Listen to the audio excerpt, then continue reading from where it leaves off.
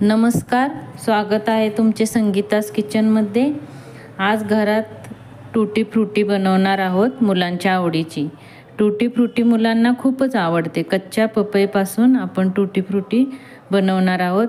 एकदा घरी बनवून पहा ना, तर नक्की मार्केटमधली तुम्ही टूटी फ्रूटी कधीही घेणार नाही। आणि बाजारातील टूटी फ्रूटी कलिंगडाच्या सालीपासून बनलेली असते, ती लवकरच खराब होते। तर चला आपण बनवून घेऊया। आता पहा, मी एक कच्ची पपई घेतलेली आहे। कच्ची घ्यायची, पिकलेली नाही घ्यायची। आणि हिला आता सोलूया। सोलून चिरून घेणार आहे मी। अशी सोलून घ्यायची एकदम छानपैकी आणि मग चिरून घेणार आहे। आता सर्व छिलून घेतलेलं आहे। यातील अशी सर्व घाण काढून घ्यायची।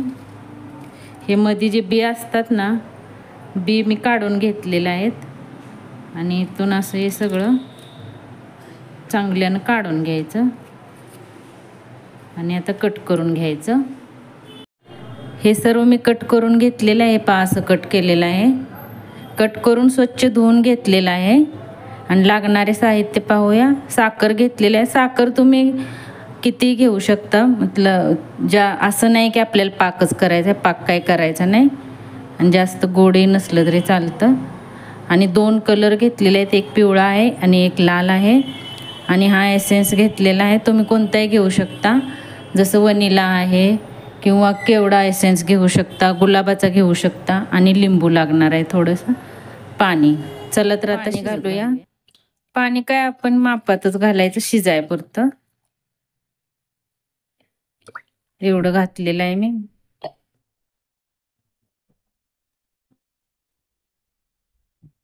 पाणी घातलं की लिंबू पिळून घेऊया।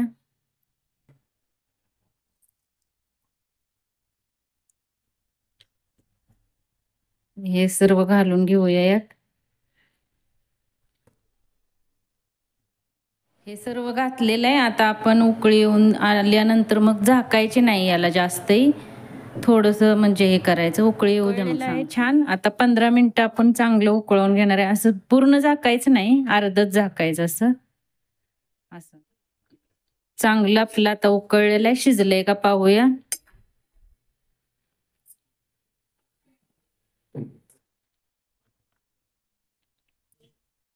15 मिनिटं झालेले आहेत। आता शिजलंय का पाहूया।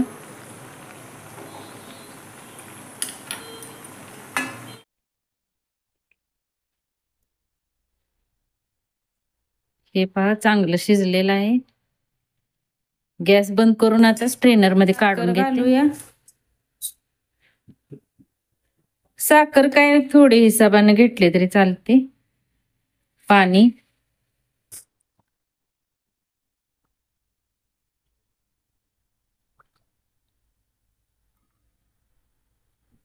साखर फक्त विरघळली की मग हे घालायचंय। आपल्याला काय पाक हे करायचा नाही, काय नाही।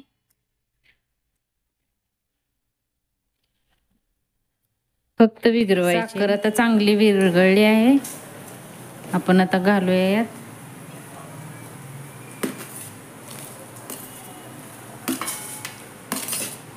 हे छान आता घालून घेतलेलं आहे। आता 15 मिनिटं आपण झाकून उकळवून घेऊया चांगलं। हे सर्व आता आटवायची काही गरज नाही आता पाणी। हे आता 15 मिनिटं झालेले आहेत। एसेन्स घालूया। 2 गुण टाकायचे, जास्त नाही टाकायचं। आणि छान हलवून घेऊन काढायचे, थंड करून घ्यायचं। मी विसरलो ते एसेन्स टाकायचं, त्यामुळं टाकलंय आता। नाहीतर आपण साखरेच्या पाण्यात टाकलं की थोडा एसेन्स टाकायचा। चला तर आता गॅस बंद करून पंख्याच्या हवेला मी हे आता सर्व थंड झालेलं आहे। कलरही बनवून घेतलेला आहे मी। तर चला आता कलर घालून घेऊया।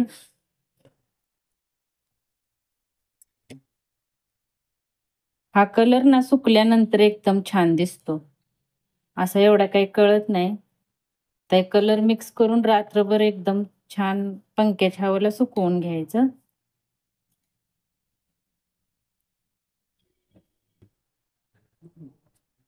हे पहा, रेड कलर बनवलेला कलर घालून मस्त पैकी आपण हलवून घेऊया.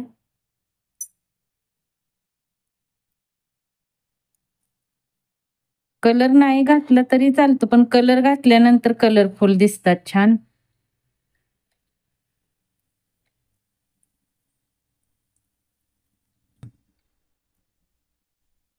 हे आता रात्रभर सुकवणार मी पंख्याच्या हवेला, मग सकाळ तुम्हाला दाखवते. रात्रभर चांगली आता सुकलेली आहे. जास्त पण ड्राय करून घ्यायची नाही, अशी झाली पाहिजे. थोडी वल्ली वल्लीच राहिली पाहिजे, म्हणजे छान लागते. आणि स्टोअर करून तुम्ही फ्रीजमध्ये ठेवू शकता. कस्टर्ड फ्रूट्स बनवतो त्यामध्ये तुम्ही यूज करू शकता. बर्थडे केक आहे, केक असा आपण घरी बनवला त्यामध्ये यूज करू शकता. नक्की रेसिपी बनवून पहा, खूप छान आहे. आणि हे लगेच खराब पण होत नाही. फ्रीजमध्ये ठेवायचे, खूप दिवस चांगले चालते. असे चांगले जास्तही सुकवून घ्यायचे नाही, म्हणजे फ्रीजमध्ये ठेवली तर त्याला बुरशी लागत नाही. आणि नक्की बनवून पहा. पूर्ण लाईक करा, शेअर करा, सबस्क्राईब करा. धन्यवाद.